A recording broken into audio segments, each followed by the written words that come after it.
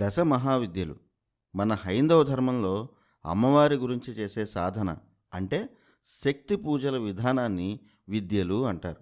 ఆ పేరు ఎందుకు వచ్చిందంటే అమ్మవారి బీజమంత్రాలు కాస్మిక్ వైబ్రేషన్స్. ఆ వైబ్రేషన్స్ సైన్స్కి అందనివి, అతీతమైనవి. ప్రతి శబ్దానికి ఓ శక్తి ఉంటుంది. కొన్ని శబ్దాలకు మనం భయపడతాం. పిల్లలు అల్లరి చేస్తుంటే మనం కసురుతాం. పిల్లలు భయపడతారు. ఆ శబ్దానికి ఉన్న శక్తి పిల్లలను భయపెట్టిందన్నమాట. అలాగే మంత్రశాస్త్రంలో ప్రతి మంత్రాన్ని సరైన పద్ధతిలో ఉచ్చరిస్తే ఆ మంత్రాన్ని మనం పలకడం వల్ల వచ్చే శబ్దానికి కూడా శక్తులు ఉంటాయి. ఆ శక్తి ఒక్కో మంత్రాన్ని బట్టి ఉంటుంది. వీటిలో దశ మహావిద్యల మంత్రాలు అత్యంత శక్తివంతమైనవని మంత్రశాస్త్రం చెప్తోంది. ఆ మంత్రాల వైబ్రేషన్స్ మనలో నిద్రాణంలో ఉన్న చాలా శక్తులను మేల్కొలుపుతాయి. అయితే సరైన సాధకుడికే అవి సాధ్యమవుతాయి. ఈ సిరీస్లో మనం దశ మహావిద్యల దేవతల గురించి తెలుసుకుందాం. ఈ సృష్టి అంతా ఎలక్ట్రోమాగ్నెటిక్ ఫోర్స్ వల్లే కదులుతోందని సైన్స్ చెప్పిన పాఠమే. సృష్టిని నడిపిస్తున్న ఆ ఎలక్ట్రోమాగ్నెటిక్ ఫోర్స్నే మనం దేవుడు అంటున్నామేమో. అది మానవాతీత శక్తే కదా. ఈ శక్తిలో కూడా ఎక్స్రేస్, గామారేస్, అల్ట్రావైలెట్ల ఎన్నో రకాల శక్తులు ఉంటాయి. సృష్టి నుంచి విడుదలయ్యే ప్రతి శక్తి భూమి మీద ఉన్న ప్రతి వ్యక్తిని కూడా ఆవరించి ఉంటుంది. ఆ శక్తిని తెలుసుకున్నవాడే సాధకుడు అవుతాడు. అంటే ఆ శక్తిని తెలుసుకోవడానికి మంత్రం ఒక పాస్వర్డ్ అన్నమాట. మనకు ఏం కావాలన్నా గూగుల్లో వెతుకుతాం. గూగుల్ని ఈ విశ్వం అనుకుంటే సెర్చ్ బటన్లో మనం టైప్ చేసేదే మంత్రం అనుకోండి. మనకు కావాల్సింది దొరకాలంటే ఏం టైప్ చేయాలో కూడా తెలియాలి కదా. ఆ సెర్చ్ ఆప్షనే మంత్రం అనుకోవచ్చు. మ్యాథమెటిక్స్లో XYZ ఫార్ములాల్లో మనం ఎంత నెంబర్ వేస్తే అంత వాల్యూ వస్తుంది. అలాగే మంత్రాన్ని ఎంత సాధన చేస్తే అంత శక్తి వస్తుంది. దైవారాధన, సాధన కూడా సైన్స్, మ్యాథ్స్తో లింక్ అయి ఉన్నవే. ఈ మంత్రాల శక్తి ఎక్కువగా ఉన్న దైవిక శక్తులు దశ మహావిద్యలు. ఓంకారం జపిస్తే మనలో ఆ సౌండ్ వైబ్రేషన్ వల్ల కలిగే రిజల్ట్ మానసిక ప్రశాంతత. గాయత్రి మంత్రం 108 సార్లు జపిస్తే వచ్చే ఎనర్జీ వేరు. ఆ ఎనర్జీ ఏంటో ఆ మంత్ర సాధన చేసేవాళ్లకు తెలుస్తుంది. అలాగే అతీత శక్తులు అని కొన్ని ఉంటాయి. వాటి తీవ్రత, ఫలితాలు కూడా ఎక్కువే. అలాంటి శక్తుల కోసం దశమహావిద్యల సాధన చేస్తారని అంటారు. కాళిదాసు, తెనాలి రామకృష్ణ కాళికను ఆరాధించి ప్రసిద్ధ గౌలు అయ్యారు. రామకృష్ణ పరమహంస, వివేకానందులు కాళీ భక్తులు. ఓ పద్ధతి ప్రకారం సాధన చేస్తే అద్భుత జ్ఞానాన్ని కలిగించేవి దశమహావిద్యలు. జన్మనిచ్చేది తల్లి. ఈ సృష్టికి జన్మనిచ్చింది కూడా మాతృశక్తే. ఆ శక్తిని అమ్మవారు అంటున్నాం. ఆ అమ్మవారుని శక్తులను బట్టి వివిధ పేర్లతో మనం పిలుస్తూ ఉంటాం. విశ్వమంతా వ్యాపించి విశ్వాన్ని నడిపిస్తున్న ఆ శక్తి ఎన్నో కోట్ల అణుబాంబులతో సమానం. ఆ శక్తిని కళ్ళతో చూడలేం, మనసుతో మాత్రమే అనుభవించగలం. మనకు దిక్కులు ఎన్ని అంటే 4 అని ఠక్కున చెప్తాం. కానీ మనకు దిక్కులు 10. తూర్పు, పడమర, ఉత్తర, దక్షిణాలతో పాటు ఈశాన్య, వాయువ్య, ఆగ్నేయ, నైరుతిలు కలిపి 8 దిక్కులు. ఇక పై దిక్కు ఆకాశం, కిందకు చూస్తే పాతాళం. ఇవి 2 అంటే మొత్తం ఏ గ్రహానికైనా విశ్వానికైనా 10 దిక్కులు. ఈ దిక్కులు 10 శక్తులు. ఆ శక్తులనే ఆధ్యాత్మిక భాషలో దశ మహావిద్యలు అంటున్నాం. ఈ 10 మహాశక్తులు అన్ని దిక్కులను బంధించి ఉంచుతాయి. ఆ 10 దిక్కులే, ఆ 10 శక్తులే ఈ భూమిని పట్టి ఉంచుతున్న అతీత శక్తులు. మంత్రశాస్త్రంలో పురుష దేవతలను పూజించే మంత్రాలను దేవతా మంత్రాలు అంటారు. దేవీ మంత్రాలను విద్యలు అని అంటారు. అందుకే దేవీ మంత్రాలను మహావిద్యలు అంటారు. వీటిని బ్రహ్మ విద్యలను కూడా అంటారు. ఈ శక్తుల్లో ఇసుమంత దక్కిన అద్భుతాలు జరుగుతాయనడానికి ఎన్నో సాక్ష్యాలు ఉన్నాయి. దశమహావిద్యల్లో ఎంతో పరమార్థం ఉంది. వాటిని స్వార్థ ప్రయోజనాల కోసం ఉపయోగిస్తే నష్టాలు తప్పవు. జ్ఞానం కోసం సాధన చేసిన వారు కాళిదాసులు అయ్యారు, రామకృష్ణ పరమహంసలు అయ్యారు. దశమహావిద్యలు అనగానే శత్రునాశనాలు, వశీకరణాలు ఇలాంటి నెగటివ్ థాట్స్నే బాగా ప్రచారం చేశారు. కానీ ఆ దశమహావిద్యల గురించి పూర్తిగా తెలుసుకుంటే వాటి మీద గౌరవం పెరుగుతుంది. ఈ భూమిని నిలబెడుతున్న 10 మంది అమ్మల శక్తి గురించి తెలుస్తుంది. మంత్రశక్తి తీవ్రతను బట్టి దశమహావిద్యల్లో ఒక్కో అమ్మకు ఒక్కో పేరుంది. బౌద్ధంలో కూడా ఈ దశమహావిద్యలకు గొప్ప ప్రాధాన్యత ఉంది. దశమహావిద్యలు ఏవి? కాళీ, తార, త్రిపుర సుందరి, ధూమావతి, భువనేశ్వరి, భైరవి, చిన్నమస్త, మాతంగి, బగళాముఖి, కమలాత్మిక, ఈ 10 శక్తులను దశమహావిద్యలు అంటారు. రమణ మహర్షి లాంటి గొప్ప తాత్వికవేత్తలు ఈ దశమహావిద్యలను పద్ధతిగా సాధన చేసి ఋషులయ్యారు. దశమహావిద్యల గొప్పతనాన్ని రమణ మహర్షి గారు చాలా సౌమ్య రూపంలో చెప్పేవారు.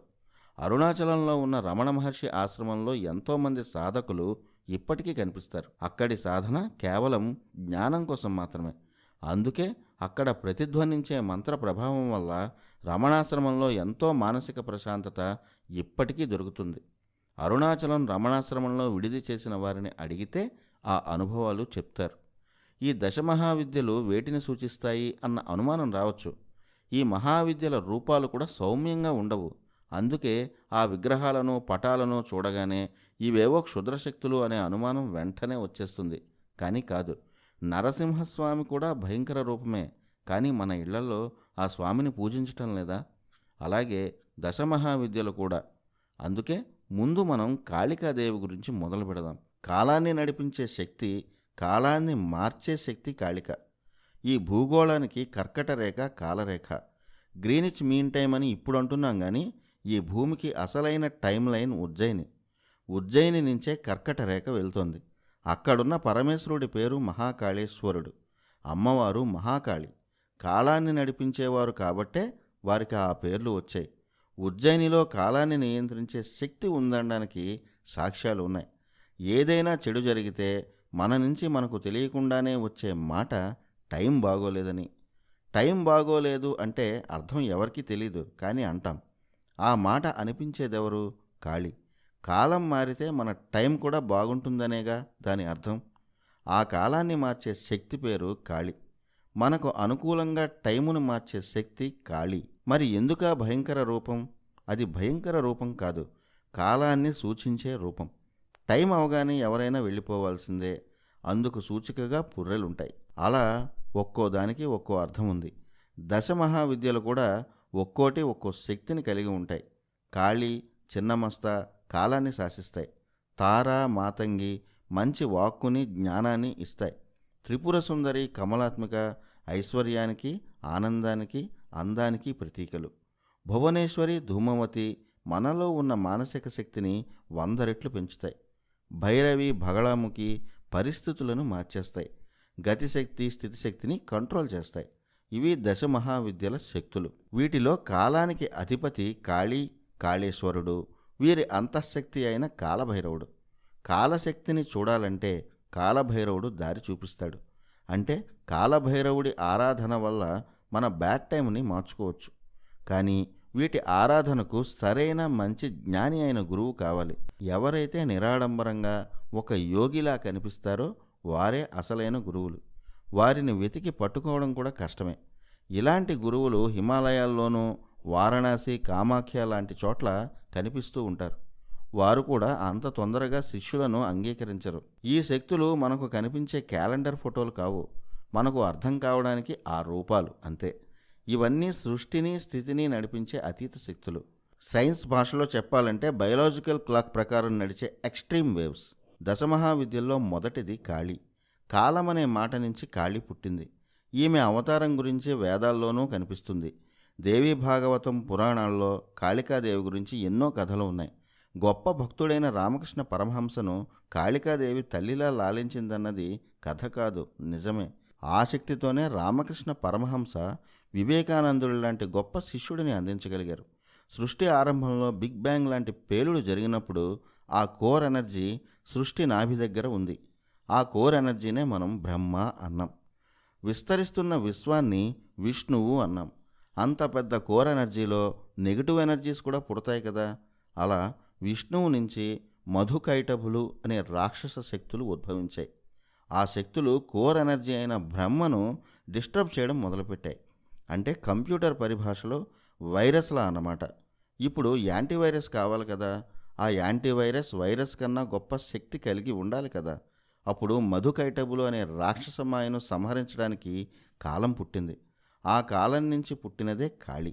కాలాన్ని మార్చి ఆ కాలంలో మధుకైటబులే లేకుండా చేసి మళ్ళీ విశ్వశక్తి విష్ణువు కోర్ ఎనర్జీ అయిన బ్రహ్మ చేస్తున్న ఈ సృష్టి అనే ప్రోగ్రామింగ్ని రీబూట్ చేసిన శక్తి కాళి.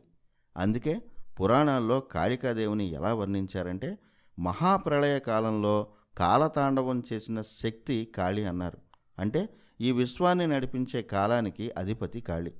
ఈ విశ్వాన్ని నడిపించే కోర్ ఎనర్జీని భరించడం కష్టం కదా.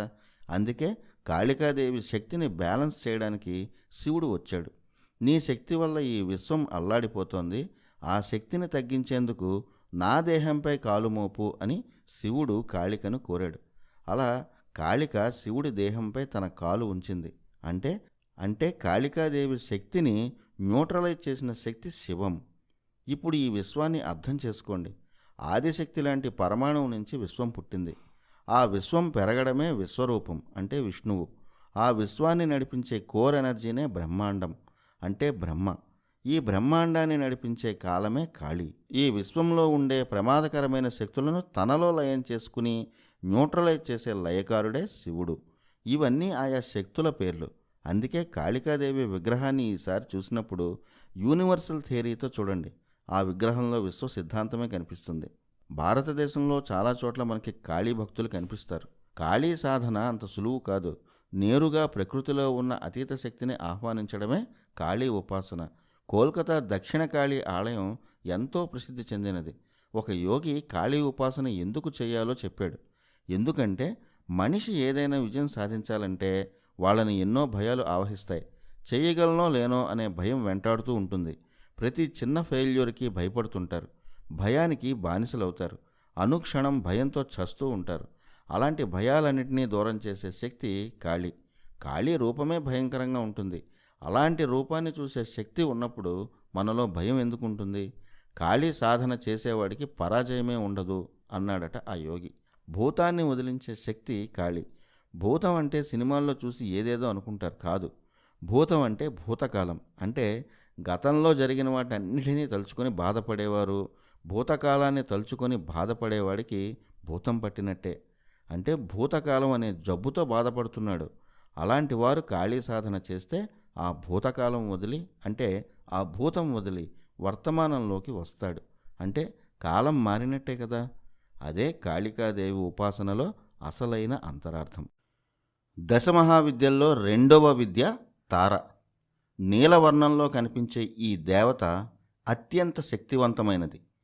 తరింపచేయు శక్తి తార. తారామాత స్వరూపం కాళీమాతలానే ఉంటుంది. కాళీమాత నలుపు రంగులో ఉంటే తారామాత నీలం రంగులో ఉంటుంది. తారాదేవి వాక్కుకి అధిదేవత. ఈ సృష్టిలో అన్నిటికన్నా శక్తివంతమైనది వాక్కు అంటే మాట. శబ్దానికి ఉన్న పవర్ అలాంటిది. సరిగ్గా మాట్లాడగలిగితే ఎన్ని పనులైనా జరిగిపోతాయి. వాటినే మనం కమ్యూనికేషన్ స్కిల్స్ అంటాం. మనలో చాలామందికి మాట్లాడాలంటే మొహమాటం. ఆ మొహమాటం మన నాడీ వ్యవస్థలో కొన్ని నెగటివ్ ఫోర్సుల వల్ల వస్తుంది. అన్నిటికీ చికిత్సలు ఉండవు. కొన్నిటికి మంత్రచికిత్సే సరిగ్గా పనిచేస్తుంది. అలా మనలో కమ్యూనికేషన్ స్కిల్స్ని ఓ రేంజ్లోకి తీసుకెళ్లే మంత్రమే తారాశక్తి. శబ్దశక్తి 4 రకాలుగా ఉంటాయి. అవి పర, పశ్యంతి, మధ్యమ, వైఖరి. మంత్రాలు బయటకు గట్టిగా చదివితే ఆ విధానాన్ని వైఖరి అంటాం. పెదవులు కదుపుతూ చిన్నగా మంత్రాలు చదువుతుంటాం కదా, ఆ విధానం మధ్యమం. మనసులో చేసుకునే ధ్యానాన్ని పశ్యంతి అంటాం. వీటన్నిటికన్నా అతీతమైన మంత్రధ్యానం ఒకటి ఉంది. అదే పరాశక్తి. అత్యంత శక్తివంతమైన మంత్రోచ్చారణ అది. అలా ఉపాసన చేయగలిగితే మనలో ఉన్న భయాలు మొహమాటాలు ఎగిరిపోతాయి. ఆ శక్తిని ఇచ్చే మహావిద్య తార. సృష్టి ఏర్పడినప్పుడు బిగ్ బ్యాంగ్ ఏర్పడిందని అంటాం కదా, అదొక పెద్ద పేలుడు. అంటే ఒక కాస్మిక్ సౌండ్. ఆ సౌండే ఓంకారం. ఆ ఓంకారంలో ఉన్న శక్తిని తారాశక్తి అంటారని కొందరు ఆధ్యాత్మికవేత్తలు చెప్తుంటారు. చదువుల తల్లిని మనం సరస్వతీదేవిగా కొలుస్తాం. ఆ సరస్వతీదేవి తాంత్రిక రూపమే తార. అందుకే తారాదేవికి నీల సరస్వతి అనే పేరు కూడా ఉంది. మన మాట చెల్లాలంటే అది అందరికీ సాధ్యమయ్యే విషయం కాదు. దానికి చదువు ఒక్కటే సరిపోదు. పీహెచ్డీలు చేసిన వారిలో చాలామంది స్టేజ్ ఎక్కితే మాట్లాడలేరు. కొందరు అసలు చదువు లేకపోయినా వేదిక మీద అదరగొడతారు. వారి మాటలకు చప్పట్లు పడతాయి. అలాంటి శక్తి కావాలంటే సాధన అవసరం. తాంత్రిక మార్గంలో వాక్శక్తి కావాలనుకునే వాళ్ళు తారా ఉపాసన చేస్తారు. తారా ఉపాసన సరిగ్గా చేసిన వారికి నాలుక తడబడదు. ఎంతసేపైనా ఆకట్టుకునేలా ప్రసంగించగలరు. ఈ తారా ఉపాసన ఉత్తర భారతదేశంలో ఎక్కువ. ఈ మహావిద్య కాస్త విచిత్రమైనది. తారామంత్ర ఉపదేశాన్ని ఎక్కువగా స్త్రీల ద్వారానే తీసుకుంటారు. తారామంత్ర పంచాక్షరిలో కూడా స్త్రీం అనే బీజాక్షరం ఉంటుంది. స్త్రీ రూపంలో ఉన్న మాతృత్వాన్ని పూజించడమే తారా మహావిద్య. తారా ఉపాసన అంత సులువు కూడా కాదు. స్త్రీలను శత్రువులుగా చూసేవారికి ఈ ఉపాసన ఎప్పటికీ సిద్ధించదు. ఇది తంత్రశాస్త్రం చెప్తున్న విషయం. అంటే స్త్రీలను తల్లిలా గౌరవించే వారికి మాత్రమే ఈ ఉపాసన సిద్ధిస్తుంది. తాంత్రికంగా చూస్తే కాళీ, తారా ఇద్దరూ సమానమైన శక్తి ఉన్న దేవతలు. ముందరి ఎపిసోడ్లో చెప్పుకున్నట్టు కాళీ శక్తిని శాంతింపచేసేందుకు ఆ పరమశివుడు శిశురూపంలోకి మారాడు. ఆయన మీద కాళీ కాలు వేసి తనలో శక్తిని నియంత్రించుకుంటుంది. మరి తారా మహావిద్య కథ క్షీరసాగర మథనంలో కనిపిస్తుంది. క్షీరసాగర మథనంలో హాలహలం పుట్టింది. ఆ విషాన్ని పరమశివుడు సేవించి లోకాలను కాపాడాడు. ఆ విషం ధాటికి శివుడు కూడా సొమ్మసిల్లి పడిపోయాడట. అప్పుడు తార ఆ శివుడికి మాతృరూపంలో స్తన్యమిచ్చి ఆయనకు సేద తీర్చింది. అంటే సాక్షాత్ ఆ శివుడికే తల్లి లాంటిది తారామాత. పశ్చిమ బెంగాల్లో తారాపీఠ్ అని ఒక సుప్రసిద్ధ క్షేత్రం ఉంది. అక్కడ తారాదేవి ఒడిలో శిశువులా పాలు తాగే శివుడి విగ్రహం కనిపిస్తుంది. ఇలాంటి విగ్రహం ఇంకెక్కడా ఉండదు. తారాదేవత చేతిలో కత్తెర ఉంటుంది. కత్తెర అంటే ఇప్పటి భాషలో ఎడిటింగ్. మనం అన్ని విద్యలు నేర్చుకుంటాం. ఎక్కువ విద్య ఉంది అన్న అహంకారము ఉంటుంది. వాటిని కత్తిరించేందుకు తారను ఉపాసించాలి. అందుకు సూచికగానే తారాదేవత చేతిలో కత్తెర ఒక ఆయుధంగా ఉంటుంది. మనలో ఉన్న అజ్ఞానాన్ని ఎడిట్ చేసే దేవత తార. కష్టాలతోనూ ఒత్తిళ్లతోనూ ఉన్నవారు తారను ఉపాసిస్తే ఆ ప్రెజర్ నుంచి బయటపడతారని తంత్రశాస్త్రం చెప్తోంది. తార విగ్రహం చేతిలో కమలం కూడా ఉంటుంది. అష్టసిద్ధులకు ఆ కమలం ప్రతీక. స్త్రీ రూపంలో ఉన్న తారాదేవతకు పురుష రూపమే రుద్రుడు. తారాదేవతలోనే శివతత్వం ఉంది. రుద్రుడిని పూజించేవారు తారాశక్తిని కూడా పొందుతారు. ఎలాంటి కష్టం నుంచైనా తారా ఉపాసనతో బయటపడవచ్చు. తారక మంత్రం అనే మాట అందరూ వినే ఉంటారు. ఆ పేరు ఎలా వచ్చిందంటే విష్ణు దశావతారాల్లో ఒక్కో అవతారంలో ఒక్కో మహావిద్య అంశ ఉందంటారు. వీటిలో శ్రీరాముడి అవతార శక్తిగా తారను చెప్తారు పండితులు. శ్రీరాముడి అవతారంలో ఎన్నో కష్టాలు. అరణ్యవాసం చేశాడు, సముద్రాన్ని దాటాడు, సీత కోసం యుద్ధాలు చేశాడు. ఇవన్నీ ఒక మనిషి జీవితకాలంలో గట్టెక్కలేని కష్టాలే. కానీ రాముడు సాధించాడు. సముద్రాన్ని దాటేందుకు రాముడికి సహకరించిన దేవత తార. అందుకే రాముడి మంత్రాన్ని తారక మంత్రం అంటారు. శ్రీరాముడి నామాలు జపిస్తే ఎంతటి కష్టాలైనా తొలగిపోతాయి అంటారు కదా. శ్రీరామనామంలో అంతర్వాహినిగా ఉండే తాంత్రిక మంత్రం తారమంత్రం. తాంత్రిక శాస్త్రం ప్రకారం తారాదేవికి గులాబీ రంగు అంటే చాలా ఇష్టం.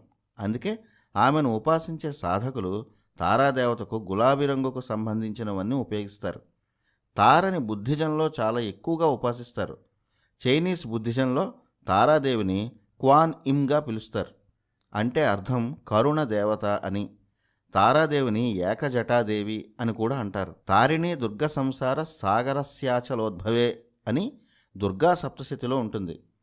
సంసార సాగరంలో ఉన్న అన్ని కష్టాల నుంచి బయటపడేసే గొప్ప శక్తి తారాదేవి. ఆ శక్తినే దుర్గగా పూజిస్తున్నాం. దుఃఖాలను దూరం చేసేదే దుర్గా. తార ఉపాసన వల్ల మనలో ఉన్న మన శక్తి ఏమిటో తెలుస్తుంది. ఆ శక్తిని అభివృద్ధి చేసుకునే మార్గం తెలుస్తుంది. సక్సెస్ అంటే ఇదే కదా. ఈ తారా ఉపాసన గురించి కొద్దిమందికే తెలుసు. బుద్ధిజంలో సన్యాసులు కోట్ల కొద్దీ తారామంత్ర జపం చేస్తారు. తారా సాధనకు అతి ముఖ్యమైన విషయం గురువు. గురువు లేనిదే తారా మంత్ర సాధన ఎట్టి పరిస్థితుల్లోనూ కూడదని తంత్రశాస్త్రం చెప్తోంది. రోజు లైట్లు వెలిగిస్తున్న కరెంటే కదా అని ముట్టుకుంటే షాక్ కొడుతుంది. తాంత్రిక మంత్రాలు కూడా అంతే.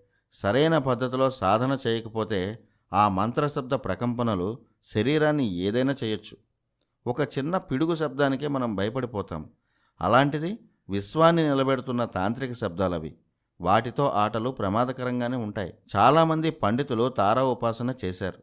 అనర్గళంగా పద్యాలు వల్లించే తిరుపతి వెంకట కవులు తారామాత ఉపాసకులే.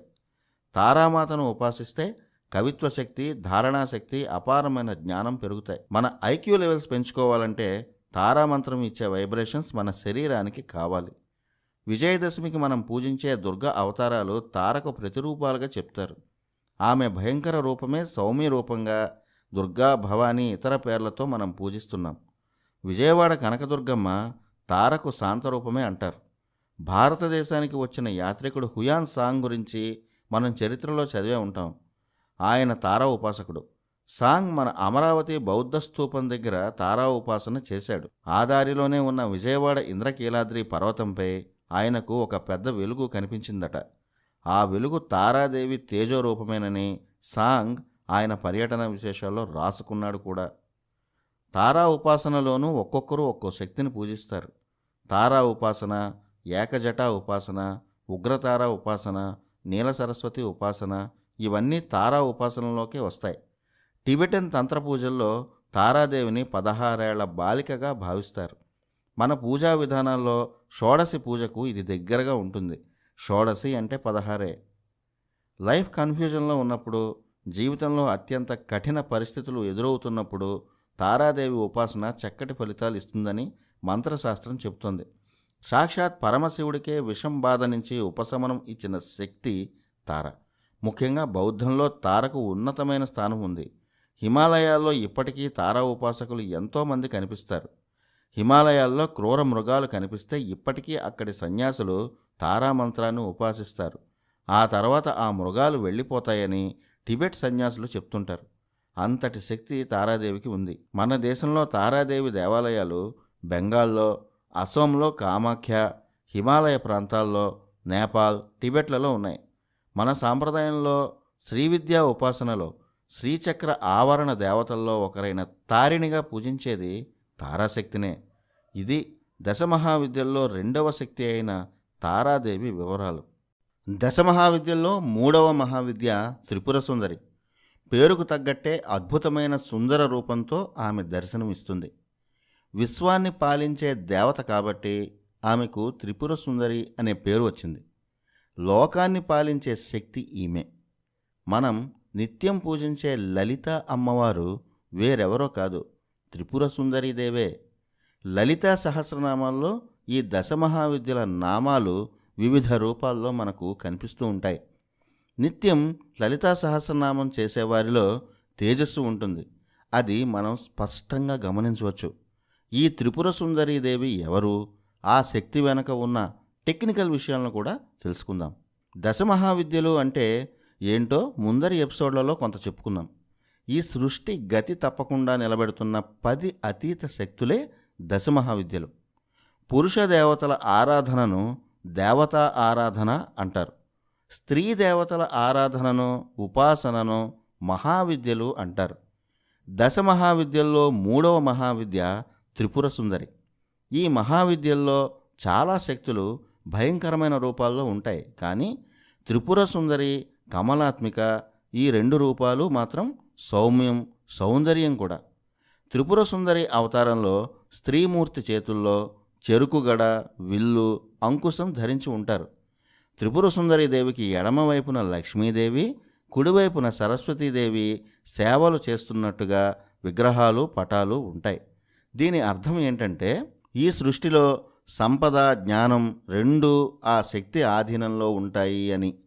అందుకే త్రిపుర సుందరి ఉపాసన చేసినా, లలితా అమ్మవారి పారాయణం చేసిన సంపదలు, విజ్ఞానం 2 సిద్ధిస్తాయని పెద్దలు, గురువులు చెప్తుంటారు. లలితా అమ్మవారి తాంత్రిక రూపమే త్రిపుర సుందరి. సాధారణ దేవతకి, తాంత్రిక దేవతకు తేడా ఏంటంటే సౌమ్య రూపంలో ఉన్న దేవత థియరీ అయితే తాంత్రిక దేవత ప్రాక్టికల్ అవుతుంది. అష్టోత్తరాలు, సహస్రనామాలు సౌమ్య మంత్రాలు, తాంత్రిక మంత్రాలు ఫార్ములాలు లాంటివి. ఆ దేవతా క్షేత్రానికి ఒక సీక్రెట్ పాస్వర్డ్ లాంటివి బీజాక్షరాలు. దశమహావిద్యల్లో 3వ శక్తి రూపమైన త్రిపుర సుందరీ దేవిని షోడశి అని కూడా అంటారు. ఈ శక్తికే లలితాదేవి, మహాత్రిపుర సుందరి, రాజరాజేశ్వరి, శ్రీవిద్య అనే పేర్లు ఉన్నాయి. ఈమెను తాంత్రిక పార్వతి అని కూడా పిలుస్తారు. త్రిపుర సుందరిని సౌందర్యానికి ప్రతీకగా సూచిస్తారు. ఈ అమ్మ ఉపాసన చేస్తే ఎలాంటి వారికైనా ముఖంలో తేజస్సు వస్తుంది. ఉదాహరణకు లలితా సహస్రనామాలు రెగ్యులర్గా చేసేవారి ముఖంలో ఉన్న మజిల్స్ ఆ సౌండ్ వైబ్రేషన్కి హీల్ అవుతాయి. బ్లడ్ సర్క్యులేషన్ బాగుంటుంది. మనసులో ఉన్న బరువు అంతా దిగిపోతుంది. మానసిక ప్రశాంతత దొరుకుతుంది. అందువల్ల ముఖం తేజస్సుతో వెలిగిపోతుంది. ఎంతటి వారైనా లలితా ఉపాసకుడి ముందు చేతులు జోడించి మాట్లాడాల్సిందే. అలాంటి తేజస్సు సొంతమవుతుంది. అదే లలితమ్మ తాంత్రిక రూపమైన త్రిపుర సుందరి ఉపాసకుల్లో ఈ శక్తి మరింత ఎక్కువగా ఉంటుంది. త్రిపుర అంటే 3 లోకాలు అని, ఇక్కడ లోకాలు అని పురాణాల్లో చెప్తున్నా వాటిని డీకోడ్ చేస్తే 3 స్టేట్స్ అంటే 3 స్థితులుగా కనిపిస్తాయి. ఈ దేవత 3 రూపాల్లో ఉంటుంది. ఉపనిషత్తుల్లో 3 రూపాల గురించి చెప్తారు. అవి స్థూల, సూక్ష్మ, పర. స్థూల రూపం అంటే భౌతిక రూపం, ఫిజికల్ స్టేట్ అంటే విగ్రహాలు ఒకచోట ఉంటాయి. ఆ స్థితిలో విగ్రహారాధన ద్వారా ఆ శక్తి మనలో ప్రవేశిస్తుంది. అలాగే మన భక్తి ఒకచోట కేంద్రీకృతమవుతుంది. రెండో స్థితి సూక్ష్మ. ఈ స్థితిని యోగులు మాత్రమే దర్శించగలరు. ఇప్పటికీ ఎన్నో సిద్ధులు సాధించిన అఘోరాలు సూక్ష్మ రూపాల్లో ఎక్కడికైనా వెళ్ళగలరు అంటారు. బౌద్ధంలో సూక్ష్మరూప సాధన అత్యంత ప్రత్యేకమైనది. టిబెట్ గురువులైన లామాలు సూక్ష్మరూపంలో విశ్వమంతా తిరగవచ్చని నమ్ముతారు. తీవ్రంగా సాధన కూడా చేస్తారు. ఈ సూక్ష్మరూప సాధనలో అమ్మవారి క్షేత్రాన్ని దర్శించాలంటే తీవ్రమైన ఉపాసన చేయాలని దశమహావిద్యలు చెప్తాయి. ఇక 3వ స్థితి పర. ఇది పరాశక్తి అంటే సృష్టిని నడిపించే శక్తిని నేరుగా అనుభవించడం. ఇది అందరికీ సాధ్యం కాదు. ఎంతో తపస్సు చేస్తే గానీ ఆ స్థితిని పొందలేం. ఈ 3 స్థితుల్లోనూ ఉండేది త్రిపుర సుందరి. ఒక్కో స్థితిలో ఒక్కో రకమైన శక్తి ఉంటుంది. భౌతిక స్థితిలోనూ, సూక్ష్మ స్థితిలోనూ, పరస్థితిలోనూ ఉండే శక్తి త్రిపుర సుందరి. అంటే సింపుల్గా చెప్పాలంటే ఈ విశ్వాన్ని నడిపించే శక్తి అన్నమాట. అందుకే త్రిపుర సుందరిని ఆరాధన చేస్తే అన్ని భోగాలు అనుభవించవచ్చని యోగులు, సిద్ధులు చెప్తుంటారు. ఇక త్రిపుర సుందరి యంత్రశక్తి శ్రీచక్రం. శ్రీచక్రం అందరికీ తెలిసిందే, చాలా ఆలయాల్లో కనిపిస్తుంది కూడా. ఈ శ్రీచక్రంలోనే అమ్మవారి అసలు శక్తి దాగి ఉంటుంది. అమ్మవారి జోమెట్రికల్ రూపం శ్రీచక్రం అంటారు. నిజానికి స్వయంభూగా వెలిసిన అన్ని అమ్మవారి క్షేత్రాలు తాంత్రిక దేవతలే. కాళీమాత శక్తిని శివుడు న్యూట్రలైజ్ చేశాడు. కానీ మిగిలిన అమ్మవారి శక్తులను ఎలా తగ్గించాలి? మధుర మీనాక్షి, కంచి కామాక్షి, శ్రీరంగం దగ్గరలో ఉన్న జంబుకేశ్వరంలో కొలువైన అఖిలాండేశ్వరి, శ్రీశైలం భ్రమరాంబిక, విజయవాడ కనకదుర్గ వీరంతా ఒకప్పుడు తాంత్రిక దేవతలే. సాయంత్రం అయితే ఆలయాలు మూసేసేవారు. లేదంటే ఆ శక్తి కనిపించిన ప్రతి ఒక్కరిని భక్షించేదట. అప్పుడు ఆది శంకరాచార్యుల వారు చాలా శక్తులను నియంత్రించారు. ఎలా అంటే ఆ ఆలయాల్లో అమ్మవారి గర్భగుడి ఎదురుగుండా శ్రీచక్రాలు ప్రతిష్ఠించారు. అమ్మవారి శాంతశక్తిని మాత్రం భౌతిక రూపంలో ఉంచారు. అంటే విగ్రహాలు శాంతంగా కనిపిస్తాయి. ఆ అమ్మవారిలో ఉన్న పవర్ఫుల్ నెగటివ్ ఫోర్స్ని ఈ శ్రీచక్రంలో ఉండేలా అమ్మవారిని ప్రార్థించారు. అలా ఆయా ఆలయాల్లో ఉండే శ్రీచక్రాల్లో అమ్మవారి అసలైన శక్తి ఉంటుంది. అలా అతి భయంకరమైన రూపాల్లో ఉండే అమ్మవార్లు ఆదిశంకరులు ప్రతిష్ఠించిన శ్రీచక్రాల వల్ల శాంత స్వరూపాలుగా మనకు ఇప్పుడు దర్శనమిస్తున్నారు. అలా మధుర మీనాక్షి మరో అవతారమే బాలా త్రిపుర సుందరి. బాలా త్రిపుర సుందరి ఇప్పటికీ ఏదో ఒక రూపంలో మధురలో తిరుగుతూ ఉంటారని భక్తులు నమ్ముతారు. అంతటి శక్తి ఉన్న మహావిద్య త్రిపుర సుందరి. శ్రీచక్రంలో ఒక భాగం పురుషశక్తి, మరో భాగం స్త్రీశక్తిగా విభజించి ఉంటుంది. ఈ రెండిటి శక్తి ఒక బిందువు దగ్గర కేంద్రీకృతమై ఉంటుంది. ఆ బిందువు ఒకటే గాని ఆ బిందువులో 3 శక్తులు కలిసి ఉంటాయి. అవి ఇచ్ఛాశక్తి, జ్ఞానశక్తి, క్రియాశక్తి. ఇచ్ఛాశక్తి అంటే కోరుకున్నది ఇచ్చే శక్తి. జ్ఞానశక్తి అంటే జ్ఞానం. క్రియాశక్తి అంటే వర్క్ ఫోర్స్, కాలం కలిసి వచ్చే శక్తి. ఇలా 3 రూపాల్లో త్రిపుర సుందరి బీజాక్షరాలు మనకి శక్తిని ఇస్తాయి. లలిత అంటే చాలామంది లలితం లేదా సున్నితం అనుకుంటారు. కానీ ఆధ్యాత్మిక భాషలో లలిత అంటే ఆటలు ఆడేది అని అర్థం. ఈ సృష్టిని ఆడించేది లలిత. అందుకే ఒక్క లలితా సహస్రనామం రోజు పఠిస్తే గొప్ప శక్తి మనల్ని నడిపిస్తుంది. ఇక బాలా త్రిపుర సుందరి, త్రిపుర సుందరి బాలావతారం. బాలా త్రిపుర సుందరి అత్యంత సాత్విక అవతారం. ఆ అమ్మ శక్తి అపారమని చెప్తారు. ఇలా ఒక్క త్రిపుర సుందరి దశమహావిద్య ఎన్నో రూపాల్లో తాంత్రిక శక్తిని ఇస్తుంది. ఇది త్రిపుర సుందరి దశమహావిద్య గురించి విశేషాలు. దశమహావిద్యల్లో 4వ మహావిద్య శ్రీ భువనేశ్వరీదేవి. ఉదయించే సూర్యుడి లాంటి కాంతిపుంజంలా ఈ దేవతా శక్తి ఉంటుందని గురువులు చెప్తుంటారు. శుక్లపక్ష అష్టమి తిథి భువనేశ్వరీదేవికి ఇష్టం. దశమహావిద్యల్లో శాంతంగా ఉండే రూపాల్లో భువనేశ్వరీదేవి కూడా ఒకరు. శివుడికి ఉన్న మూడో కన్ను జ్ఞాననేత్రం. ప్రతి మనిషిలోనూ ఆ మూడో కన్ను ఉంటుంది. ఆ మూడో కన్ను అయిన జ్ఞాననేత్రాన్ని తెరిపించే శక్తి భువనేశ్వరి. ఆ జ్ఞాననేత్రం తెరుచుకున్న వారికి భూత భవిష్యత్ వర్తమానాలు తెలుస్తాయంటారు. కాలజ్ఞానాన్ని చెప్పేవారంతా భువనేశ్వరి దేవత ఆరాధకులే. ముఖ్యంగా కేరళ జ్యోతిషులు, నాడీ జోస్యం చెప్పేవారు భువనేశ్వరీదేవిని ఆరాధిస్తారు. అలాగే రాజ్యాధికారం కావాలనుకునేవారు భువనేశ్వరి ఉపాసన చేస్తారు. ఈ అమ్మవారి విగ్రహం శాంతస్వరూపంతో ఉంటుంది. తన హస్తాల్లో పాశం, అంకుశం, వరం, అభయముద్ర ఇవన్నీ ఉంటాయి. అంకుశం అంటే కంట్రోల్, పాశం అంటే ఎమోషన్. భువనేశ్వరి ఉపాసనతో ఎవరినైనా కంట్రోల్ చేసే శక్తి వస్తుందని పెద్దలు చెప్తుంటారు. మనకు పురాణాల్లో 14 భువనాలని చెప్తారు. ఆ 14 భువనాలకు అధిపతి భువనేశ్వరి. ఈ దేవీ ఉపాసన చేసేవారు శాంతిని కోరుకోవాలి. అలా కాదని ఈ శక్తి సిద్ధించాక అరాచకాలు చేస్తే ఈ శక్తే అతనిపై తిరగబడి నాశనం చేస్తుందట. అందువల్ల శాంతి కాముకులకు మాత్రమే భువనేశ్వరీదేవి శక్తి సిద్ధిస్తుంది. దేవీ భాగవతంలో భువనేశ్వరీదేవి వర్ణన అద్భుతంగా ఉంటుంది. క్షీరసాగరం మధ్యలో ఉన్న సుందర ద్వీపంలో ఈ భువనేశ్వరీదేవి కొలువై ఉంటారని, ఆ అమ్మను బ్రహ్మ, విష్ణు, మహేశ్వరులు కూడా దర్శించి తరించారని దేవీ భాగవతంలో ఉంటుంది. ఈ మాతకు ఎరుపు అంటే చాలా ఇష్టం. ఇది కూడా దేవీ భాగవతంలో ఉన్నదే. ఎర్రని మాలలు ధరించి ఎర్రచందనం పూసుకొని కోటి కాంతులతో ప్రకాశించే శక్తి భువనేశ్వరీదేవి. అంటే లోకానికి వెలుగు చూపించే గ్రేట్ లైట్ని భువనేశ్వరీదేవిగా చెప్తారు. మనకు సూర్యుడు దారి చూపిస్తాడు. ఆ సూర్యుడికే దారి చూపించే శక్తి, ఈ విశ్వాన్ని నడిపించే శక్తి భువనేశ్వరీదేవి. ప్రకృతి మొదటి రూపం భువనేశ్వరీదేవే అంటారు. బ్రహ్మ, విష్ణు, మహేశ్వరులకు సృష్టి, స్థితి, లయ బాధ్యతలను అప్పచెప్పిన మహావిద్య భువనేశ్వరీదేవి. అంటే సృష్టి ప్రారంభంలో ఏర్పడిన బిగ్ బ్యాంగ్ శక్తే భువనేశ్వరీదేవి.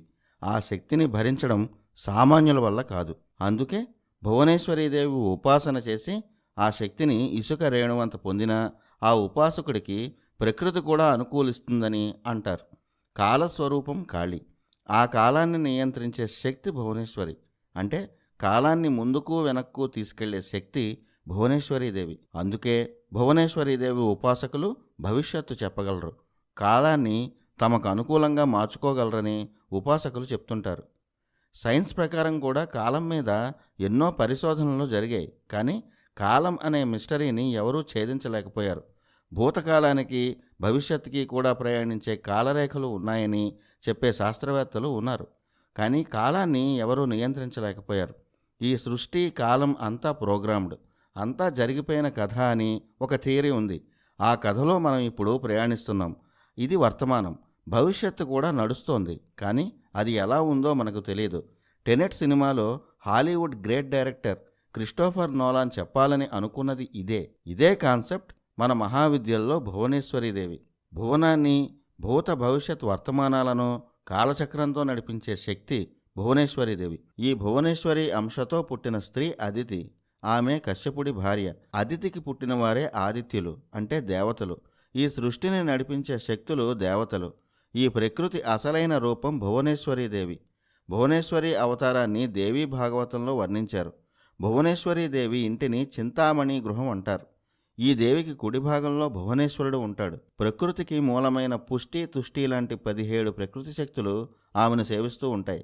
ఆ చింతామణి గృహంలో బ్రహ్మ, విష్ణు, రుద్రుడు, మహేశ్వరుడు మంచంకోళ్లుగా ఉన్న ఆసనం మీద భువనేశ్వరీదేవి కూర్చుంటారు. ఈ కథను డీకోడ్ చేస్తే సమస్త విశ్వాన్ని నడిపించే శక్తి భువనేశ్వరీదేవి అని అర్థం చేసుకోవాలి. భువనేశ్వరీదేవికి ఇష్టమైన ప్రసాదం పాయసం. లలితా సహస్రనామాల్లో కూడా ఆమెకు ఇష్టమైన ప్రసాదాల్లో పాయసాన్నం అని ఉంటుంది.